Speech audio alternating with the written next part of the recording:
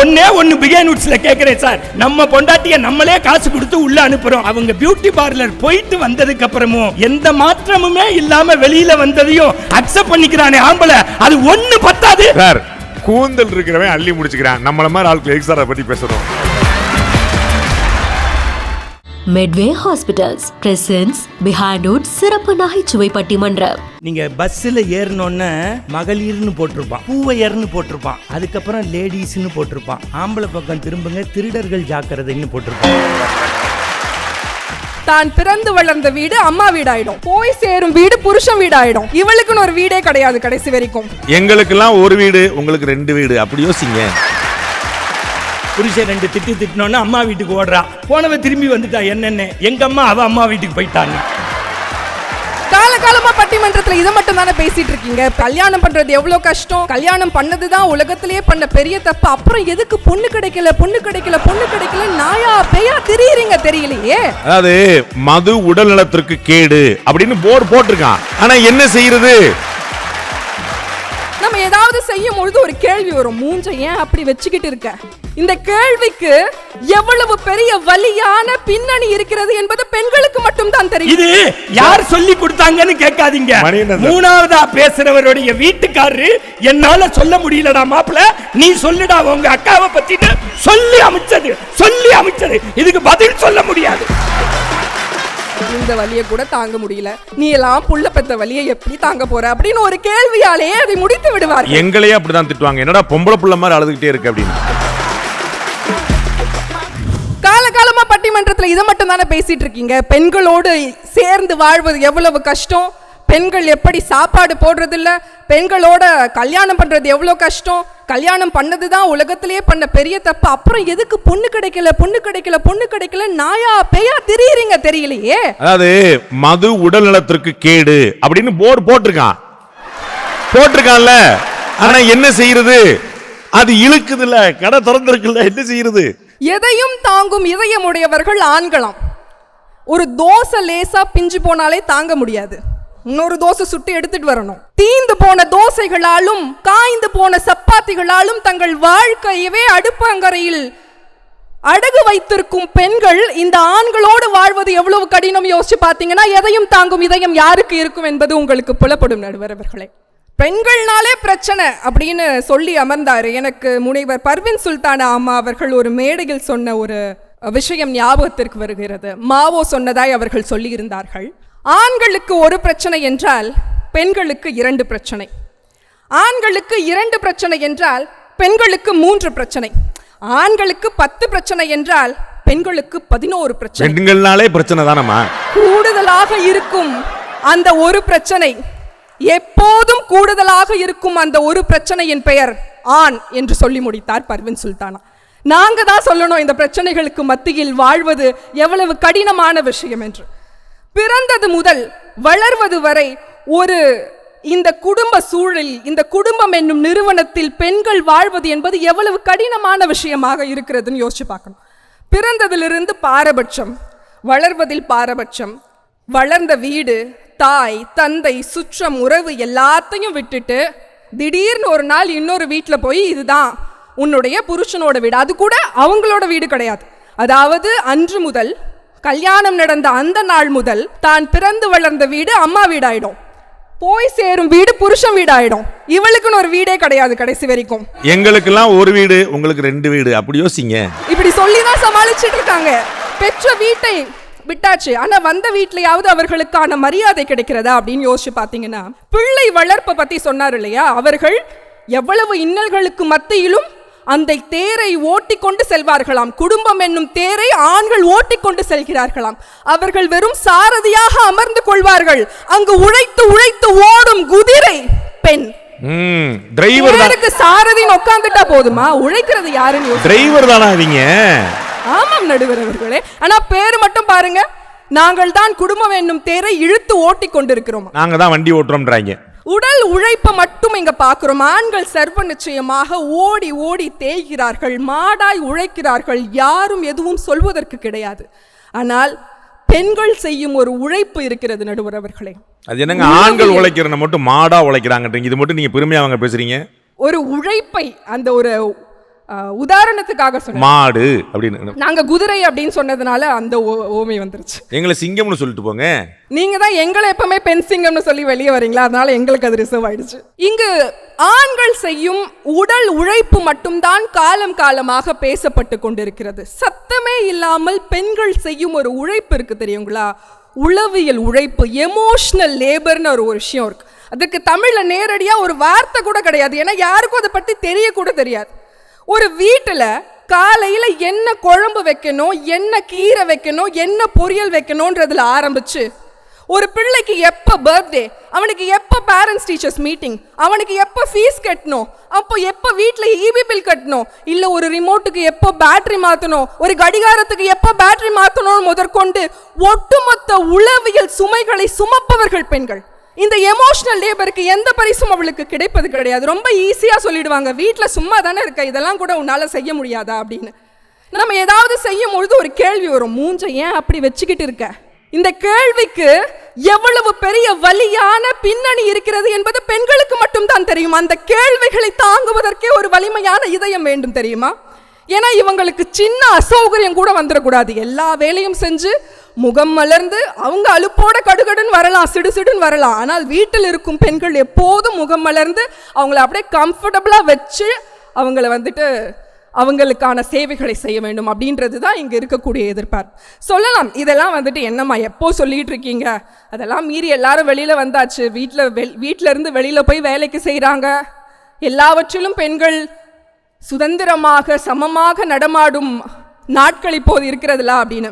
விலகி வீட்டில் ஓர் பொந்தில் வளர்வதை வீர பெண்கள் விரைவில் ஒழிப்பீராம் அப்படின்னு பாரதி அழகா சொன்னார். வீட்டில் வளர்வதை வீர பெண்கள் ஒழிப்பீரான்னு.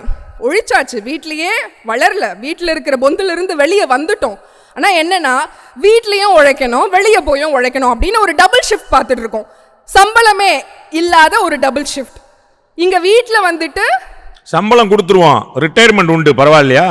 அதற்கு எத்தனை பேர் தயாராக இருக்கிறார்கள் என்று கேட்டு சொல்லுங்கள் நடுவர். 60 வயசுல ரிட்டையர் பண்ணிடலாம், ஒன்றும் பிரச்சனை கிடையாது. ஏன்னா ஒரு அலுவலகத்தில் சென்று விட்டால் அவள் வெறும் ஒரு தொழிலாளி, வேலை செஞ்சுட்டு வீட்டுக்கு வந்துடலாம். ஆனா வீட்டில் மேனேஜராகவும் நாங்க தான் இருக்கணும், ஒர்க்கராகவும் நாங்க தான் இருக்கணும், அது போக ஹவுஸ் கீப்பிங்கும் நாங்க தான், எல்லாமே நாங்க தான் அப்படின்னு சுமைகள் இங்கு இரட்டிப்பாக மாறி இருக்கக்கூடிய சூழலில் இதை தாங்கக்கூடிய இதயங்கள் யாராக இருக்கின்றன அப்படின்றத பார்க்க வேண்டியது அவசியம். எவ்வளவு இயல்பாக சொல்லிவிட்டு போகிறோம், ஒரு கல்யாணத்துல நடக்கக்கூடிய பிரச்சனைகளுக்கு எல்லாம் முழுவதுமாக காரணமாக இருப்பவள் பெண்தான் அப்படின்னு. ஆனால் யோசித்து பாருங்கள், ஒரு உறவுகளுக்குள் இருக்கக்கூடிய விரிசல்களை தீர்ப்பதற்கு போராடுபவர்கள் ஆண்களா பெண்களா? ஆண்களுக்கு அதை பற்றி கவலை இருக்கிறது கிடையாது, எல்லாம் ரொம்ப ஈஸியாக. ஏன்னா அவங்களுக்கு என்ன, அவங்களோட அவங்களுக்கு இருக்கிற ஸ்ட்ரெஸ் எல்லாமே அவங்களோட நண்பரோடு சேர்ந்தால் கரைந்து விடும், அவங்களுக்கு அதை பற்றியெல்லாம் கவலை கிடையாது. ஆனால் வீட்டிலோ பிள்ளைகளிடத்திலோ உறவிலோ எங்கேயும் குடும்பத்தில் ஒரு சிக்கல் வந்துவிட்டால், ஒரு விரிசல் வந்துவிட்டால் அதை சரி செய்யும் பொறுப்பு ஒரு பெண்ணிடத்தில் தான் இருக்கிறது. அது எவ்வளவு பெரிய உளவியல் சுமை என்பது தெரியுமா? பிரச்சனையை யார் உருவாக்குறாங்களோ அவங்களால தானங்க பிரச்சனையை தீர்க்க முடியும். இப்படி சொல்லித்தான் பிரச்சனை செய்பவர்கள் ஒதுங்கிக் கொள்கிறார்கள். ஒரு காமெடியில சொல்லுவாங்க, ஒரு வடிவேல் சார் காமெடியில இருக்கும், எஸ்பி சார் இவனே ஒரு பிரச்சனை, இவன் எந்த பிரச்சனையை பத்தி பேசிட்டு இருக்கான் அப்படின்னு. அப்படித்தான் காலம் காலமாக ஆண்கள் தாங்கள் செய்யும் பிரச்சனைகள் எல்லாம் சத்தம் இல்லாமல் ஒதுக்கி வைத்துவிட்டு எல்லாவற்றிற்கும் பெண்களை கை காட்டி அமர்ந்திருக்கிறார்கள். இங்கு கடைசி வரைக்கும் மூளை செலவை செய்யப்பட்டிருக்கும் கட்டமைப்பு என்னவென்றால், நீங்கள் ஆளக்கூடியது வீட்டை மட்டும்தான், நாட்டை அல்ல என்று காலம் காலமாக பெண்கள் மூளை செலவை செய்து கொண்டிருக்கிறார்கள். எங்கே தங்களது அதிகாரம் பறிபோய் விடுமோ என்ற ஆதங்கத்தில் மாமியாரும் மருமகள்களும் அடித்துக் கொள்கிறார்கள். அவ்வளவுதான். நாங்க ஒரு ஜெயில் தான் பார்த்துட்டு பல பஸ்ல யோசிச்சுட்டே இருக்கிறோம், அதனால தான் வேற ஒண்ணும். இவ்வளவு பிரச்சனைகளுக்கு நடுவில் பெண்கள் எடுக்கும் ஒவ்வொரு முயற்சிகளும் உறவுகளை சுமூகமாக நடத்துவதும், குடும்பத்தை சுமூகமாக நடத்துவதும், பிள்ளைகளை வளர்ப்பதும் அப்படின்னு அவங்க போடுற அந்த ஒரு எமோஷனல் லேபருக்கு ஈடாக நீங்கள் எதை வைத்தாலும் சொல்ல முடியாது, எதையும் தாங்கும் இதயம் ஆண்களுக்குத்தான் இருக்கிறது என்று. ஏனென்றால் இங்கு சொல்லப்படாத ஒரு சட்டம் என்னவென்றால், பிள்ளை வளர்ப்பு பெண்ணினுடைய கடமை என்பது. ஒரு புள்ள இருக்குன்னு வச்சுக்கோங்களேன், அதுக்கு ஒரு சென்சார், அதுவும் எப்படி தான் தெரியுதுன்னு தெரியல, அந்த பிள்ளைக்கு தானா தெரியும். நம்ம எப்போ போய் உட்காந்து சாப்பிட்றோமோ அப்போ சென்சார் அங்கே அடிக்கும், அது அழுகும். நம்ம சாப்பிடும் போது அவங்களுக்கு பாத்ரூம் வரும், நம்ம பாத்ரூம் போகும்போது அவங்களுக்கு சாப்பிடணும்னு தோணும், அந்த சென்சார் அடிச்சுக்கிட்டே இருக்கும். ஏதாவது மாலில் போயிட்டு ஒரு குழந்தை உழுந்து பிறந்து அழுகுதுன்னா கணவர் இப்படி பார்ப்பாரு. ஏன்னா அதை திருத்த வேண்டிய, அதனை வழிநடத்த வேண்டிய பொறுப்பு பெண்ணினுடையது. அவருக்கும் அதுக்கும் சம்பந்தமே இல்லை அப்படின்ற மாதிரி அவங்க சொன்னாங்க இல்லையா, வீட்டினுடைய பிள்ளைகளுடைய எதிர்காலத்துக்காகலாம் பெண்கள் எதுவும் பண்றதில்லை. இவர்களின் சிந்தனை முழுக்க முழுக்க தான் ஒரு அதிகாரி, தனக்கு கீழ் இந்த குடும்பம் என்னும் நிறுவனம் நடக்கிறது, அது சுமூகமாக நடத்துவதற்கான பொருள் ஈட்டுவது மட்டும்தான் இவர்களுடைய வேலை என்ற ஒரு நினைப்பில், பொருள் ஈட்டுவது மட்டும்தான் ஆண்களுடைய சுமை என்றால் அதை தாங்கி பெண்கள் சுமக்கும் சுமைகள் 1000 இருக்கிறது குடும்பத்தில். சரி, சமூகத்தில் ஒரு பெண் சுமக்கும் சுமையினை பற்றி யார் பேசுவது?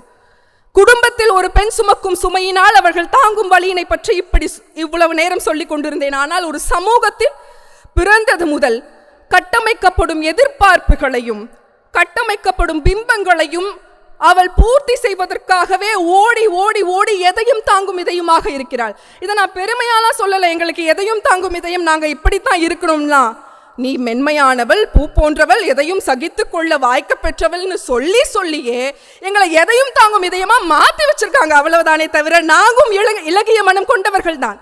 எங்களால் அப்படியெல்லாம் எளிதாக வெளியில் நடமாட முடிவதில்லை. காரணம், பெண்கள் எதையும் தாங்கும் இதயமுடையவர்கள், இதுதான் வாய்க்க பெற்றது, இப்படித்தான் இருக்க வேண்டும் என்று சிறு வயது முதலே இந்த சமூகம் அதனை கட்டமைத்திருக்கிறது. ஒரு சின்ன வலி வந்து அழுதுட்டோனா கூட பெண்களுக்கு என்ன தெரியுமா சொல்லுவாங்க, இந்த வலியை கூட தாங்க முடியல, நீ எல்லாம் புள்ள பெத்த வலியை எப்படி தாங்க போற அப்படின்னு ஒரு கேள்வியாலேயே அதை முடித்து விடுவார்கள். எங்களையே அப்படிதான் திட்டுவாங்க, என்னடா பொம்பளை புள்ள மாதிரி அழுதுகிட்டே இருக்கு அப்படின்னு. இங்கு சமூக கட்டமைப்பின் விக்டிமாக ஆண்களும் இருக்கிறார்கள், பெண்களும் இருக்கிறார்கள். உங்களுக்கு ஒரு பாயிண்ட் கொடுத்துடுறோம். ஆனா அதிகமாக பாதிக்கப்பட்டவர்கள் யார் என்று கேட்டால் பெண்களாகத்தான் இருக்கிறார்கள். நடுவர் அவர்களே, அவர்கள் சொன்னார்கள், அழுகும் உரிமை கூட பெண்ணுக்கு தான் இருக்கு, ஒப்பாரி பாடுற உரிமை கூட பெண்ணுக்கு தான் இருக்கு என்று. மிகுந்த மனவலியோடு ஒரு சம்பவத்தை நினைவு கூற விரும்புகிறேன். தோழர் ரோபோ சங்கர் அவர்கள் சமீபத்தில் இருந்த பொழுது அந்த ஆற்றாமையை அந்த பெண் அந்த நடனத்தின் மூலமாக வெளிப்படுத்தி அழுத பொழுது கூட அதில் ஒரு கேள்வியை வைத்தது இந்த சமூகம். அப்பனா ஒப்பாரிய கூட இந்த சமூகம் சொல்லும்படிதான் ஒரு பெண் செய்ய வேண்டியதாக இருக்கிறது. இந்த சமூகத்தின் கட்டுப்பாடுகளுக்காக, இந்த சமூகத்தின் கேள்விகளுக்காக, எதிர்பார்ப்புகளுக்காக தொடர்ந்து ஓடி ஓடி ஓய்ந்து ஓய்ந்து தேய்ந்து கொண்டிருக்கின்ற பெண்களின் இதயங்கள், ஆனாலும் அந்த இதயங்கள் எதையும் தாங்கும் இதயங்களாகத்தான் இருக்கின்றன. இதனால் இப்போது குடும்பம் முதல் சமூகம் வரை எல்லா சூழல்களிலும் எதையும் தாங்கும் இதயமாக சமூக கட்டமைப்புகள் பெண்களை மாற்றி வைத்திருக்கிறது. அதிலிருந்து வெளியே வரத்தான் முயற்சித்துக் கொண்டிருக்கிறோம். ஆனால் அதுவரையில் அதனை தாங்கிக் கொண்டே இருப்போமே தவிர ஓய்ந்து விட மாட்டோம் என்று கூறி, எதையும் தாங்கும் இதயம் பெண்களுடையது என்று கூறி நிறைவு செய்கிறேன். நன்றி, வணக்கம். ஒரு பக்கம் ஒய்ஃபையும் ஒரு பக்கம் பொண்ணையும் வச்சுக்கிட்டு சிரிக்கிற ஒரே ஆம்பளை டாக்டர் உலகத்திலேயே மிட்வே ஆஸ்பத்திரி டாக்டர் அப்படிங்கிறதுனாலேயே அதிக மன வலிமை உள்ளவர் வேற எங்கேயும் இல்லை. பழனியப்பன் பழனியப்பன் பழனியப்பன், இதையே பிகைனிங்ஸில் போட்டுருங்க. ரெண்டு பக்கம் லாக் பண்ணி வச்சிருக்காங்க. அதுக்கெல்லாம் ஒரு கொடுக்கணும். இவங்க என்னமோ அந்த 2 பேரும் முகத்தை கொஞ்சம் ஒத்து பாருங்க. இவங்க 2 பேரும் மேலேயும் இன்னும் அவங்க கோவிலில் காசு வெட்டி போட்டு மண்ணை வாரி தூத்தலை. இவர் ஏதாவது சொன்னா நீங்கள் அங்கே இருந்தது சப்பாத்தி துடுவது, தோசை துடுவது, அப்புறம் யாரோ ஒரு அம்மா சொன்னார்னு இன்னொரு அம்மா என்னென்னமோ அடுத்து இந்த. நான் ஒரு புள்ளி விவரம் கேட்கல, யதார்த்தமாக உங்கள்கிட்ட கேட்குறேன். பாண்டேவை எடுத்துக்கோங்க. நான் தானா சார்? ஊரில் இருக்கிறவனெல்லாம் நீங்கள் குத்துறீங்க, எங்களுக்கு உங்களை குத்துறதுக்கு இன்றைக்கி தான் வாய்ப்பு கிடைச்சிருக்கு. கிடைக்கிற வாய்ப்பை சரியாக படுத்து குத்துன்னு குத்தணும். அவன் தான் மனுஷன். இப்போ இவ்வளோ ஆம்பளை எந்திரிச்சு இங்கே ஏன் கை தட்டுறான், இங்கே ஏன் குதிக்கிறான்? வீட்டில் குதிக்க முடிஞ்சிருந்தா இங்கே குதிப்பானா எவனாவது? அட ஒன்றும் இல்லை, இவ்வளோ கோடியை பண்ணிட்டு செலவு பண்ணுற ஆஸ்பத்திரி கட்டின டாக்டரை வீட்டில் முடியலன்னு தானே இங்கே உட்காந்து சிரிக்கிறாரு. 1000 பேர் பாதுகாப்பு வேணும். இதுக்கு பெரிய ஒரு பட்டிமன்றம். அடுத்து ஒரு அம்மா வரும். அந்த அம்மாவை பற்றி நான் பேசுகிறதாவே இல்லை. நீங்கள் அம்மாவை பற்றி ரொம்ப பேசுவீங்களே சார். சார் இன்னைக்கு சொல்கிறேன், நான் அம்மா ஆள் தான், அதை பற்றி கவலையே படலை. நம்ம இந்த பாருங்க, அம்மாவை மறந்தா வீட்லேயும் மரியாதை கிடையாது, நாட்டிலையும் மரியாதை கிடையாது. அது எல்லாருக்கும் தெரியும். இங்கே தலைப்பு அம்மாவா அப்பாவா இல்லை. நான் திருப்பி சொல்கிறேன், இந்த 3 பேரும் விட்டா நேராக சுப்ரீம் கோர்ட்டில் போய் ஆம்பளை மேலே கேஸை போட்டுருவாங்க போல இருக்கு. இப்போ நான் படிப்படியாக நான் கேட்கறதுக்கு வரேன். பாண்டே சாரை எடுத்துக்கங்க. ஒரு ஆளை இன்டர்வியூ பண்ணணும்னா 2 நாள் படிக்கணும். ஏன்னா நீங்கள்லாம் படித்த டாக்டர்ஸ், உங்களுக்கு தெரியும். உயிரை கொடுத்து அந்த ஆள் புள்ளி விவரம்லாம் எடுத்து ஒரு ஃபினான்ஸ் மினிஸ்ட்ரியோ ஒரு பிரைம் மினிஸ்டரையோ ஒரு ஹோம் மினிஸ்டரையோ யாரையோ இன்டர்வியூ பண்ணால் வீட்டில் குப்பரைப்படுத்திக்கிட்டு பக்கோடா சாப்பிட்டு ஃபேஸ்புக்லேயும் இன்ஸ்டாகிராம்லேயும் அவன் இஷ்டத்துக்கு ஒன்று பாண்டேவா அவரை தெரியாதா அவருக்கு இவர் சொம்பு அப்படின்னு போடுவானா கை தட்டுங்க, இல்லாட்டி விட்டு போங்க. மனசாட்சின்னு இருந்தால் பேசணும். அவனாவது தனியா போடுவான், நீங்க ஊர் நடுவுல போட்டீங்களே. இருங்க இருங்க இருங்க, இதுதான் லேடிஸ் பக்கமே திரும்ப கூடாது, இங்கிட்டு வாங்க. அப்படி போட்டதுக்கு அப்புறமும் துவண்டு போகாம மறுநாள் மீண்டும் நான் வந்து என் வேலையை பார்ப்பேன்னு வரான் பாருங்க, அவன் தான் சார் ஆம்பளை. இன்னொன்று டாக்டர் ஒன்று சொல்கிறேன், எனக்கு இந்த பெரிய கச்ச முச்சாலெலாம் பேச தெரியாது, யதார்த்தமாக சொல்கிறேன். நான் ஓஷோவை படிக்கிற ஆள். முதல்ல இந்த மன வலிமை உள்ளது ஆம்பளையா பொம்பளையாங்கிறதெல்லாம் அப்புறம் இருக்கட்டும். மனுஷன் எப்படி வாழணும்னு ஓஷோ எழுதுகிறான். Life is the festival, celebrate it. வாழ்க்கை ஒரு திருவிழா, கொண்டாட கற்றுக்கொள்ளுங்கள். சிரிக்க தெரியாதவன் வாழத் தெரியாமல் இருக்கலாம்னு எழுதுகிறார்.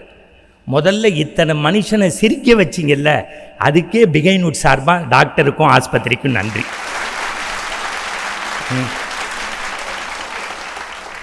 ஏன்னா உங்களுக்கு கேக்கு வந்தது, சமோசா வந்தது, இடையில டீ வந்தது. எனக்கு ராசி பலனில் அடுத்தவன் மூஞ்சியை பார்ப்பேன்னு போட்டிருந்தது. அந்த பாருங்க, உடனே அந்த அம்மாவுக்கு குமிஞ்சி சிரிக்குது பாருங்க. இருக்கட்டும், இப்போ நான் யதார்த்தத்தை பேசுகிறேன். நான் திருப்பி சொல்கிறேன், டாக்டர் எனக்கு சொல்லி கொடுத்தவங்க அதான் சொல்லி கொடுத்துருக்காங்க. ஒரு தடவை சிரித்தா உடம்புல 2 சொட்டு நல்ல ரத்தம் ஊறுதான்.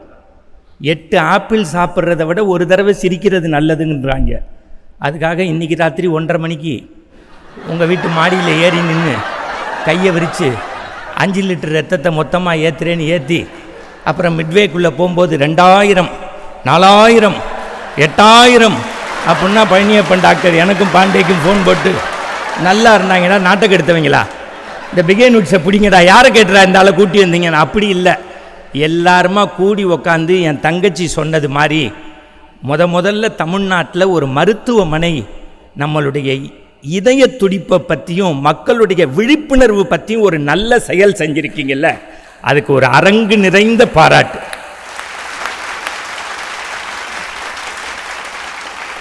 இப்போ தான் கச்சேரியே ஆரம்பம். இப்போ முதல்ல தங்கச்சி நீதானமா பேசும்போது என்னமோ இந்த வீடு அந்த வீடுன்னு நீ சொல்லி நிறுத்தியிருக்கலாம். மேனேஜர் சிராய்ப்பு சாய்ச்சிட்டா சொன்னில்ல அந்த வார்த்தை, உடனே 10 பேருக்கு ஸ்க்ராட்சு 10 பேருக்கு ஃபோன் பண்ணிடுவானா. மேனேஜர் ஃபோன் பண்ணி ஸ்க்ராட்சதுக்கே 10 பேருனா, நீங்கள் உங்கள் வீட்டில் உங்களுக்கு நொம்பளப்பட்டு தட்டில் சோறு போட்டு பெத்த தாயா நடத்துகிற மாமியார் ஒரு வார்த்தை சொல்லிட்டா தெருவை இல்லை உலகத்தையே கூட்டி வந்து குடும்பத்தை பிரிக்கிறீங்களேம்மா, அது ஒன்று பத்தாது. பாதிக்கப்பட்டவெல்லாம் கைத்தட்டுங்க. அங்கே பாருங்க, ஒரு பாதிக்கப்பட்டவங்க கைதட்ட சொல்றீங்களா? ஆனால் பாவம் நீங்கள் எல்லாத்துலேயும் பாதிக்கப்பட்டிருப்பீங்கன்னு இன்னைக்கு தான் நான் தெரிஞ்சுக்கிட்டேன். அடுத்து இந்த அம்மா இந்த டெபாசிட் அப்படின்னு ஒரு வார்த்தையை சொன்னீங்க பேசும்போது. டாக்டர் நல்லா தெரிஞ்சுக்கணும், பிகைன்வுட்ஸில் பார்க்குறவங்கள்ட்டையும் கேட்குறேன், ஹார்ட்டோடைய அளவு யாருக்கு பெருசுன்னு கேட்கல, யார் நிறைய ப்ராப்ளத்தை உள்வாங்கிப்பாங்க வெளியில் வச்சுப்பாங்கன்னு கேட்கல, யார் வெயிட் லிஃப்டர் அப்படின்னு கேட்கல. ஏன்னா அடுத்து வர்ற அம்மாவுக்கு ரொம்ப முக்கியம். ஏன்னா அந்த அம்மா எதையாவது ஒன்று யோசித்து எதையாவது ஒன்று அடித்து என்னை காலி பண்ணும். நான் அதை பற்றி இப்போ பல பேர் நம்மளை காலி பண்ணணும்னு நினைக்கிறாங்க. நமக்கு கடவுளும் மக்களும் துணை இருக்கிற வரைக்கும் ஒரு பய காலி பண்ண முடியாது. புது கட்சி ஆரம்பித்த மாதிரி இருக்கு. போதும்பா, உள்ள கட்சிக்கே இங்கே பல உயிரிழப்பை பார்த்துட்டோம். தயவு செய்து உங்களை கையெடுத்து கும்பிடுறேன். இந்த பிகைன்வுட்ஸ் மூலியமாக ஒன்று சொல்கிறேன், இந்த குழந்தைங்க, கர்ப்பிணி பெண்கள், வயசானவன், தயவு செய்து எந்த தலைவனையுமே ரோட்டில் போய் பார்க்க வேண்டாம், உங்கள் வீட்டில் இருந்து பாருங்கடா போதும். இதை ஒரு விழிப்புணர்வு செய்தியாக நான் சொல்கிறேன். இந்த 3 பேர்கிட்ட ஒரே ஒரு அம்மா சொன்னாங்க, பெண்களை பாராட்டுவதை நிறுத்துங்கள், பெண்களை பாராட்டுவதை நிறுத்துங்கள். ஆம்பளைக்கு மன வலிமைங்கிறதுக்கு இந்த 2 பேரும் பெண்களை பாராட்டுவதை நிறுத்துங்கள் சொல்ல, பெண்களை அழகுன்னு சொல்ல நிறுத்துங்கள். இங்க பாருங்க, அதே வார்த்தையை நான் சரியா சொன்னா நான் நடுவராயிருப்பேன்ல, அது நீங்க சொல்லணுங்கிறதுக்காக தான் நான் இப்படி சொல்றேன். அது என்னம்மா, அந்த போனோன்னு ஹோட்டலில் தான் மெனு கார்டு கொடுப்பாங்க. இப்போ பெண்கள் உண்மையாக மனசாட்சியோட நீங்கள்லாம் படித்தவங்க, டாக்டர், பல உயிரை காப்பாற்றுறீங்க. இந்த உலகத்திலேயே சாமிக்கு சமம்னு சொல்கிறது டாக்டர்களை மட்டும்தான். அது எப்படி சார் இந்த பியூட்டி பார்லர்னு ஒரு இடத்துக்கு போனோன்னே பெண்களுக்கு மட்டும் manicure, pedicure, facial, hair washing, threading, eyebrow, facial, உடனே அவங்க பதில் எழுதுவாங்க பாருங்க. சொன்னேன்னா இதுக்கே அந்த அம்மாவுக்கு மன வலிமை இல்லை சார், இதுக்கே அந்த அம்மாவுக்கு இல்லை. நான் ஒன்று பிகே நூட்ஸ்ல கேட்கிறேன் சார், நம்ம பொண்டாட்டிய நம்மளே காசு கொடுத்து உள்ள அனுப்புறோம். இங்க உள்ள எல்லா ஆம்பளைக்கும் கேட்கிறேன், அவங்க பியூட்டி பார்லர் போயிட்டு வந்ததுக்கு அப்புறமும் எந்த மாற்றமுமே இல்லாம வெளியில வந்ததையும் அக்செப்ட் பண்ணிக்கிறானே ஆம்பளை, அது ஒண்ணு பத்தாது. அடி கைதட்டு நொறுக்குவாங்க பாருங்க, பாருங்க விசில்லா அடிக்கிறாங்க சார். இது யார் சொல்லி கொடுத்தாங்கன்னு கேட்காதீங்க. மூணாவதா பேசுறவருடைய வீட்டுக்காரரு என்னால சொல்ல முடியலடா மாப்பிள்ள, நீ சொல்லுடா உங்க அக்காவை பத்திட்டு சொல்லி அமைச்சது இதுக்கு பதில் சொல்ல முடியாது சார். கூந்தல் இருக்கிறவன் அள்ளி முடிச்சுக்கிறான், நம்மள மாதிரி ஆட்கள் எதுக்கு சார் அதை பத்தி பேசணும்? பாத்தீங்களா, நான் 2 விஷயம் பேசிட்டேன்னா 3வது விஷயத்துக்கு வந்துருவாரு. அதாவது எனக்கு முடியலங்கிறதை ஊருக்கே பிகேன்ஸ்ல சொல்லணும். இவங்க என்னமோ மனசாட்சி எல்லாம் சார். ஒரு பஸ்ஸில் ஏறட்டும், எங்க வேணாலும் நீங்க ஏறலாம் இறங்கலாம், ஃப்ரீ டிக்கெட்டு தான் நான் சொல்றேன். அது ஒரு பெண்களுக்கு ஒரு சமூக அங்கீகாரம் கொடுக்கணும். ஏன்னா பாரதி சொன்னால பட்டங்கள் பெறுவதும் சட்டங்கள் ஏற்றுவதும் பாரினில் பெண்கள் நடத்த வந்தோம் அப்படின்னு சொல்லி ஃப்ரீ இதுன்னு கொடுத்தான். அந்த பஸ்ஸிலேயே நீங்கள் பாருங்கள் முத்துக்காலண்ணே, சும்மா அங்கேயே பார்க்காதீங்க, என்னைய பாருங்க. அவருக்கு இப்பயே பயம். உங்கள் வீட்டம்மாவா? டாக்டருக்கு தான் நேரம் சரியில்லைன்னு நினச்சேன். இன்றைக்கி பிகே நியூஸில் வந்து எல்லா வேலைக்கும் அப்படி தான் இருக்குது போல இருக்குது. அதனால் சிரிக்கிறதுக்கே பர்மிஷன் கேட்குறாருங்க, அதுக்கு டாக்டரே பரவாயில்ல. சரி பரவாயில்ல, இது இப்போ விஷயத்துக்கு வாங்க. நீங்கள் பஸ்ஸில் ஏறினோன்னே மகளிர்னு போட்டிருப்பான், அப்புறம் தனியாக பூவையர்னு போட்டிருப்பான், வளைக்கரம்னு போட்டிருப்பான், அதுக்கப்புறம் லேடிஸ்ன்னு போட்டிருப்பான். ஆம்பளை பக்கம் திரும்புங்க, திருடர்கள் ஜாக்கிரதைன்னு போட்டிருப்பான். உண்மை, சாமி சத்தியமாக நம்மளை பற்றி யாரோ சொல்லிட்டாங்க. இதுக்காக நாங்கள் வந்து மனசு கோச்சிக்கிட்டு என்னைக்காவது வந்திருக்க முடியுமா சார்? நீங்கள் சென்ட்ரல் ஸ்டேஷன்லேருந்து தாம்பரத்தில் எலக்ட்ரிக் ட்ரெயினில் சீட்டு பிடிக்கிறதுல மன வலிமை யாருக்குன்னு உங்களுக்கு நல்லா தெரியும். நீங்கள் நல்லா கவனிக்கணும். பெண்கள் அப்படி முதல்ல கர்ச்சீப்பை போடுவாங்க ஜன்னல் வழியாக, சில பேர் ஹேண்ட்பேக்கை போடுவாங்க, சில பேர் செருப்பை கலட்டி போடுவாங்க, சில பேர் குழந்தைய உள்ளே விட்டு படுத்துக்க எவனுக்கு சீட்டு கொடுக்காதேங்கும். ஒரு அம்மா சவரி முடியை கலட்டி போட்டுருச்சு, நம்மால் ஏறி கொண்ட ஊசி ஏறி குடங்குடமாக ரத்தம் அதோடையே போகிறான். நல்லா தெரிஞ்சுக்கங்க, நமக்கு வீட்லேயும் இடம் பிடிக்க தெரியாது, பஸ்லையும் இடம் பிடிக்க தெரியாது. இந்த அம்மா சொன்ன மாதிரி ஆஃபீஸ்லேயும் நொம்பலப்படணும். இதுக்கப்புறமும் அது என்ன, அவங்க மகள் கேட்டாங்களாம், அது எழுத்தாளர் ஜெயமோகனை பார்த்து, அம்மாவுக்கு பத்திரகாளி மாதிரி இருப்பாரே. ஆமாம், உங்கள் வீட்டுக்காரங்க வந்தால் மகாலட்சுமியாக இருப்பீங்க, புருஷ வீட்டுக்காரன் வந்தால் பத்திரகாளியாக மாறிடுவீங்க. அதுதான் அந்தாலும் சொல்ல முடியாமல் கதையில் சொல்லிட்டு போயிருக்காரு. இந்த பாருங்க, அடுத்து என்னமா ஒரு இலக்கியம் சொன்னீங்கல்ல, ராமாயணம் தானே அது. என்ன சொன்னா சீதை? அல்லல் மாக்கள் இலங்கையதாகுமோ, எல்லை நீத்த உலகங்கள் யாவையும் என் சொல்லினால் சுடுவேன், ஆனால் அது என் தூயவன் வில்லி நாற்றலுக்கு மாசென்று வீசினேன். என் புருஷன் வந்து காப்பாற்றுவான், அது வரைக்கும் நான் பொறுமையாக இருப்பேன், உன் முதுகுல ஏறிக்க மாட்டேன்னு எப்போ தெரியுமா அம்மா சொன்னா? கோச்சுக்கப்படாது. அனுமன் வர்றதுக்கு முன்னாடி ராமன் வருவான்னு எதிர்பார்த்து வரலன்னொன்னே அசோகவனத்தில் கயிறு மாட்டிக்கிட்டு சாகரத்துக்கு தயாரானவ தான் சீதை, மறந்துடக்கூடாது. அதுக்கப்புறம் அனுமன் வந்து அண்டர் நாயகன் அருள் தூதன்னா உன் புருஷன் மோதிரத்தை கொடுத்து விட்டுருக்கான், கண்டிப்பாக என்னைக்காவது அவன் வந்து கோதண்டத்தினுடைய வில்லினுடைய ஆற்றலை காட்டுவான்னு சொன்னதுக்கு அப்புறம் தான் புருஷ மேலேயே நம்பிக்கை வச்சா சீதை. எழுதியது கம்பன், கம்பனை படித்தவர்கள் கை தட்டுவார்கள்.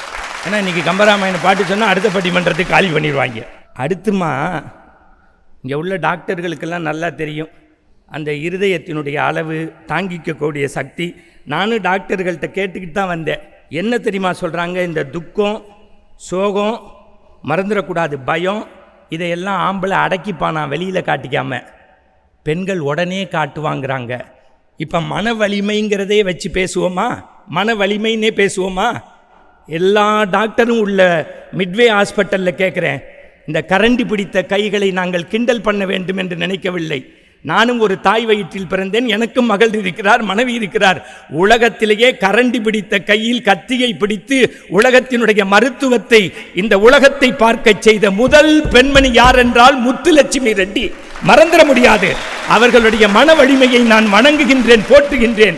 அந்த அம்மாட்ட கேட்குறாங்க, ஒரு கிளாஸ்ல உங்களை ஒண்ணா வைக்கல, 8 பசங்க உள்ளா இருக்கும் போது நீங்க வெளியில நின்று படிக்கிறீங்க, உங்களுக்கு தனியா ஓரமா உட்காத்தி வச்சான், குடிக்கிறதுக்கு கிளாஸ் இல்ல, இத்தனையும் பொறுத்துக்கிட்டு நீ எப்படிமா படிச்சேன்னு ஒரே ஒரு வார்த்தை. அந்த அம்மா ஆட்டோபயோகிராஃபி எழுதுது.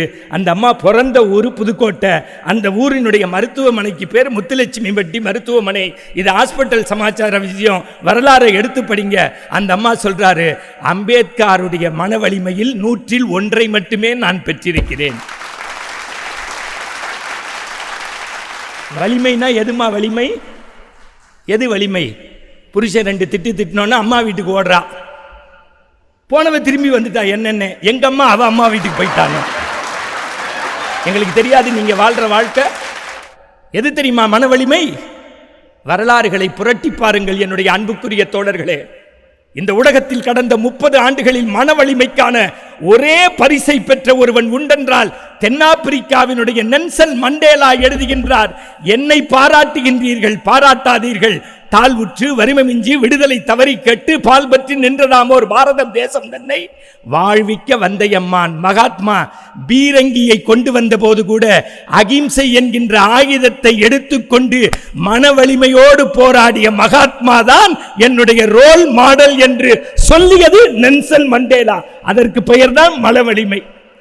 நீங்க மன வலிமையை செல்ஃப் எஸ்டீமா நினைச்சுக்கிறீங்க. சுய கௌரவம் வேற, மன வலிமை வேற. மன வலிமைனா என்ன தெரியுமா? உங்களை மாதிரி ஒரு ஸ்கூல் டீச்சர் ஒரு பையனுடைய லஞ்ச் பாக்ஸை திறக்கிறாங்க. அவங்க எழுதி போட்ட ஆன்சர் சொல்றேன், முட்டாள் டாம். உண்மையிலே நான் சொல்றேன், பிகைன் உட்ஸ்க்கு ஒரு கைத்தட்டுங்க. இதையெல்லாம் நீங்க எடிட் பண்ணாம போடணும், தயவு செய்து கைத்தட்டுங்க. என் தங்கை சொன்ன மாதிரி இது இன்றைக்கு பட்டிமண்டபத்தினுடைய ஒரு பரிணாம வளர்ச்சி. அதற்கு உங்களுக்கு நான் நன்றி சொல்றேன். ஒரு பெண் ஆசிரியை 3ஆம் வகுப்பு படிக்கக்கூடிய ஒரு குழந்தைக்கு எழுதி போட்டா, முட்டாள் டாம், முட்டாள் டாம், செவித்திறன் குறைபாடுடைய நீ இனி வகுப்பறையில் இருப்பது நன்று அல்லன்னு எழுதி போட்டா. லஞ்ச் பாக்ஸ் அவங்க அம்மா ஓபன் பண்றாங்க. தன் குழந்தையினுடைய வாழ்க்கை கல்வி இல்லாமல் இருளில் மூழ்கப் போகிறதே என்று வருத்தப்பட்ட போது அந்த முட்டாள் தாம் தான் தாயினுடைய கண்ணீரை துடைத்துவிட்டு இந்த உலகத்தையே இருளிலிருந்து வெளிச்சத்திற்கு மன வலிமையோடு காத்தான். அவன் பெயர் அறிவியலில் தாமஸ் ஆல்வா எடிசன் என்று எழுதியது மறந்து விடாதீர்கள். அதுக்கு பேர் தான் மன வலிமைன்னு பேர். இன்னொன்னு சொல்லட்டுமா? இந்த ஒரு செய்தி போது மன வலிமை உண்டா இல்லையா? பாண்டே சார் தீர்ப்பு சொல்லட்டும். ஆப்ரஹாம் லிங்கன் செருப்பு தைக்கக்கூடிய கூலி தொழிலாளியினுடைய பையன் அமெரிக்க ஜனாதிபதியாக ஓத்தெடுத்து பேசிட்டாரு. எதிர்க்கட்சி தலைவர் எந்திரிச்சு சொல்கிறாரு, மிஸ்டர் லிங்கன், நீங்கள் நல்லா பேசிட்டீங்க, என் காலில் போட்டிருக்க செருப்பு உங்கள் அப்பா தைச்சு கொடுத்ததுன்னாரு. அதற்கு லிங்கன் மைக்கில் போய் சொல்கிறாரு, என்ன சார் கிளம்பிட்டீங்க, வராத ஃபோன் எடுத்து? ஏன்னா நாங்கள் ரொம்ப போட்டோம்னா இப்படி தான் கிளம்பிடுவாங்க. அவரை கூப்பிட 2 பேர், போகிறதா இருந்தால் 2 பேராக போங்க, 5 பேராக போய் எனக்கு ஹார்ட் அட்டாக் வர்ற மாதிரி பண்ணக்கூடாது. ஏன்னா டாக்டர் ரொம்ப சிரமப்பட்டு பண்ணிக்கிட்டு இருக்காரு. அது மாதிரி தலைவன் வேறு தளத்துலேருந்து இங்கே உண்மையிலேயே சொல்கிறேன், நீங்கள் பிகைன் உட்ஸ் பட்டிமன்றத்தை போட்டு பாருங்கள். ஓய்வாக இருக்கும்போது ஒரு புதிய தளத்திற்கு, புதிய பரிணாமத்திற்கு இந்த மேடையும் வந்திருப்பது சாட்சியாக உங்களுக்கு தெரியும். இங்கே செய்தியும் இருக்குது, சிந்தனையும் இருக்குது. நகரத்தாருடைய குழாப்புட்டு மாதிரி சிரிப்பும் இருக்கும், சிந்தனையும் இருக்கும், இடியாப்பம் மாதிரி இருக்காது. சரி, இப்போ விஷயத்துக்கு வரேன். அவர் லிங்கன் பேசுகிறாரு, ஹம்பிள் ரிக்வெஸ்ட், ஒரே ஒன்று உங்கள் அனுமதியோடு பேசிக்கிறேன். என்ன சார் சொன்னீங்க? உங்கள் காலில் போட்டிருக்கிறது எங்கள் அப்பா தைச்சு கொடுத்த செருப்பு தானே? ரொம்ப மகிழ்ச்சி. ஒரு செருப்பு தைக்கக்கூடிய கூலி தொழிலாளியின் மகன்தான் ஜனாதிபதியாக வழியோடு பொறுத்து கொண்டு வந்திருக்கிறேன். ஒருவேளை இந்த கூட்டம் முடிந்தவுடன் வெளியில் உங்கள் செருப்பில் பிரச்சனை என்றால் கொடுங்கள், அதை நான் தைத்து தருகிறேன். ஏனென்றால் என்னுடைய தந்தை எனக்கு செருப்பு தைக்கவும் சொல்லிக் கொடுத்திருக்கிறார். இந்த நாட்டை ஆளுவதற்கான மனவலிமையும் கற்றுத்தந்திருக்கிறார். சொன்னது ஹிஸ்டரியில் ஆபிரகாம் லிங்கன், சயின்ஸில் எடிசன் சொல்லிட்டேன். இதெல்லாம் விடுங்க, வலிமைனா எதுன்னு சொல்கிறேன். இவங்க மட்டும் பிளாஸ்டிக் சர்ஜரி, அது வலிமைனா எது தெரியுமாம்மா? வேர்ல்ட் கப் நீங்கள் பார்த்துருப்பீங்களான்னு தெரியல. அப்பா இறந்து போயிட்டார். எல்லாருமே இந்த பொம்பளைங்கன்னா உயர்வு, ஆம்பளைன்னா அட பட்டிமன்றமேங்க. நாங்கள் உயர்வை கொடுத்து விறுவிறுப்பாக பேசுவோம். கிட்டக்க வந்துட்டு அந்த பக்கத்து போய் கை கொடுப்பாங்க. பிரமாதமாக பேசுனீங்க மேடம் வாங்க. அப்புறம் என்கிட்ட வருவாங்க, இல்லை நான் வாயில் பேசினேன்னு போப்பான்ட்டு போயிடுவேன். இதெல்லாம் புரிஞ்சாதான் கைத்தட்ட முடியும். முத்துக்காலுக்கு ஒரு கைத்தட்டு கொடுங்க. 3 MA கரஸ்பாண்டன்ஸில் படிச்சுட்டாரு. உண்மை சார், நிறைய பேருக்கு தெரியாது இந்த செய்தியெல்லாம். இந்த பாருங்க, ஒரு சக நடிகன் பக்கத்தில் கை தட்டுறாரு. அவர் சொல்றாரு தன்னுடைய இன்டர்வியூவில், என்னோட கூட இருக்கிறவன் குத்துறான், குடும்பம் குத்துது, சினிமா துறை குத்துது, இத்தனையும் பார்த்து மற்றவன்னா செத்துருவான். அதை பொறுத்துக்கிட்டு என்னைக்காவது ஒரு நாள் வெளிச்சம் என் மேலே படுங்கிற நம்பிக்கை மட்டும்தான் என்னை காத்துக்கிட்டு இருக்குன்னு சொன்னார். இந்த மேடையிலேயே சாட்சி. உண்மையை சொல்கிறேன் சார். இப்படி விட்டுருங்க. டெண்டுல்கரை எடுத்துக்கங்க. அவங்க அப்பா செத்து போயிட்டாரு. நம்ம சூப்பர் 6க்கு உள்ளே போகணுன்னா ஜிம்பாப்வேவோட மேட்ச்சு. ஒரே ஒரு வார்த்தை தான் ஐசிசி கிரிக்கெட் கிரவுண்டு சொன்னாங்க, இந்த மேட்ச்சில் போய் விளையாடுறதும் விளையாடாததும் உங்கள் விருப்பம்னாங்க. நீங்கள் மறந்துடாதீங்க. அவர் சொன்ன வார்த்தை என்ன தெரியுமா? எங்கள் அப்பாவுடைய அடுத்த ஈம காரியங்களை செய்கிறதுக்கு என் அண்ணன் இருக்கான். 100 கோடி இந்திய தேசமும் பார்வையும் என் பக்கத்தில் இருக்குது. இந்த தேசத்தின் வலிமையை என் தோளில் தாங்க வேண்டிய பொறுப்பு என்னை சேர்ந்ததுன்னு போனதுனால தான் இன்றைக்கும் டெண்டுல்கரை கையெடுத்து கும்பிட்றோம். இப்படி சொல்லி பேச்சை நிறைவு செய்கிறேன். வீடு வீடாக பேப்பர் போட்டுக்கிட்டே படித்தாரே அப்துல் கலாம் ஐயா, மன வலிமைன்னா என்னங்கிறது இந்தியா 20க்கு 20 அக்னி சிறகு படிங்க. அவர் எழுதுறாரு, இன்னைக்கு உள்ள அக்னி விட்டதுக்கு இல்லை, SLV-3 அப்படின்னு ஒரு ராக்கெட்டு பறக்கணும். அது பறக்கிறதுக்குள்ள அவர் சுமந்த தாயார் செத்து போகிறாங்க, 22 நாளில் தந்தை செத்து போகிறாங்க, 43 நாளில் அவர் மறந்துடக்கூடாது விஞ்ஞானியாக ஆகணும்னு கைவளையலை அடமான வச்ச அவங்களுடைய சகோதரியினுடைய கணவர் ஜலாலுதீன் செத்து போகிறாரு. இந்த 3 பேருடைய இறப்பு மனவலிமைக்கு பிறகு இந்தியாவில் நான் பணியாற்ற வேண்டுமா என்று நினைத்த போது ஒன்றை தெரிந்து கொண்டேன். என் தேசம் எனக்கு கல்வியை, உழைப்பை, அங்கீகாரத்தை, வசதியை, வாய்ப்பை தந்திருக்கிறது. இந்த வழிகள் என்னை சேர்ந்தது. தேசத்தின் வலிமையை நான் என் தோளில் சுமந்து SLV-3ஐ பறக்க விடுவேன் என்று 68 மணி நேரம் தொடர்ந்து ஒரே இடத்தில் உட்கார்ந்து பணியாற்றி விண்ணை கிழித்து கொண்டு ராக்கெட் பறந்தது. இந்தியாவின் வலிமையை பார்த்து அமெரிக்காக்காரன் சலாம் போட்டான். வலிமைனா எது? இன்னைக்குள்ள வலிமை வேண்டாம், முடிச்சிடுறேன்னு. வீரபாண்டிய கட்டபொம்மனோட ஒரு வலிமை வேண்டுமா? பூலித்தேவனோட ஒரு வலிமை வேண்டுமா? சின்ன மருது பெரிய மருதுவோட வேணுமா? ஒன்று வேண்டாம் சார். எவனாலையும் காமத்தையும் கோபத்தையும் அடக்க முடியாது சார். சாமி விவேகானந்தர் அமெரிக்காவில் போய் பேசுகிறார் சார். உலகத்திலேயே கையிலேருந்து லிங்கம் எடுக்காம, வாயிலேருந்து திருநீர் எடுக்காம, கடைசி வரைக்கும் பெயில் எடுக்காம இருந்த ஒரே சாமியார் விவேகானந்தர் தான் சார். உண்மைதானே? ஒரு சாமியாரை வழி இழுக்க செய்கிறதுனா எத்தனை பேர் கிளம்புறாள்கன்னு உங்களுக்கு தெரியும். நான் அதை பற்றி சொல்கிறதுக்கு ஆசைப்படலை. 48 நிமிஷம் அமெரிக்காவில் போய், போன வருஷம் அதே சிக்காகோவுக்கு நான் போயிட்டு வந்திருக்கேன். பேசிட்டு வெளியில் போனார். ஒரு பெண்மணி ஓடி வந்து சாமி ஐ லவ் யூன்னா. விவேகானந்தர் என்ன கேட்டார்? என்னம்மா நீ என்னைய லவ் பண்ணுறியான்னு. ஆமாம் சாமி, அறிவான உங்கள் பேச்சை கேட்டேன், நான் அழகாக இருக்கேன், நம்ம 2 பேரும் கல்யாணம் பண்ணிக்கிட்டா அழகும் அறிவும் சேர்ந்து ஒரு குழந்தை கிடைக்கும். உடனே இந்த மாதிரி பத்திரிகையாளர் பிகேன் உட்ஸ் மாதிரி மைக்கை வச்சுக்கிட்டு ரெடியாக இருந்தாங்க. விவேகானந்தர் என்ன தெரியுமா சொன்னார்? அம்மா, நான் உன்னை திருமணம் செய்து பிள்ளை பேருக்காக 10 மாதம் காத்திருப்பதை விட நீ தயார் என்றால் நான் இப்போதே உனக்கு குழந்தையாக வருகின்றேன், நீ என்னை ஏற்றுக்கொள்வாயா அம்மான்னு கேட்டார்ல.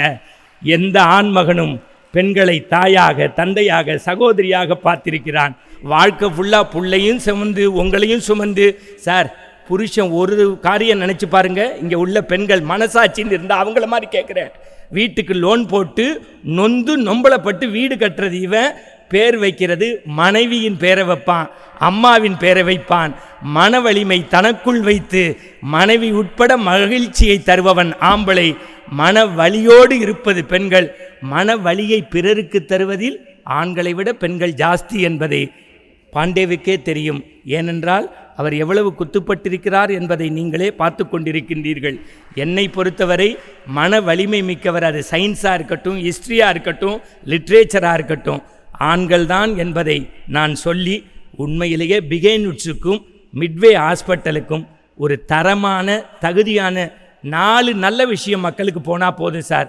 அதுக்காக நீங்க ஸ்பெண்ட் பண்ணியிருக்கீங்கல்ல, அதற்கு 1 நிமிடம் அரங்கு நிறைந்த பாராட்டு, வாழ்த்து, நன்றி. பிஹைண்ட் சிறப்பு நகைச்சுவை பட்டிமன்றம். டைட்டில் ஸ்பான்சர் மெட்வே ஹாஸ்பிட்டல்ஸ், ஆரோக்கியத்திற்கான சிறந்த வழி. மெட்வே ஹாஸ்பிட்டல்ஸ் பிரசன்ஸ் பிஹைண்ட் சிறப்பு நகைச்சுவை பட்டிமன்றம்.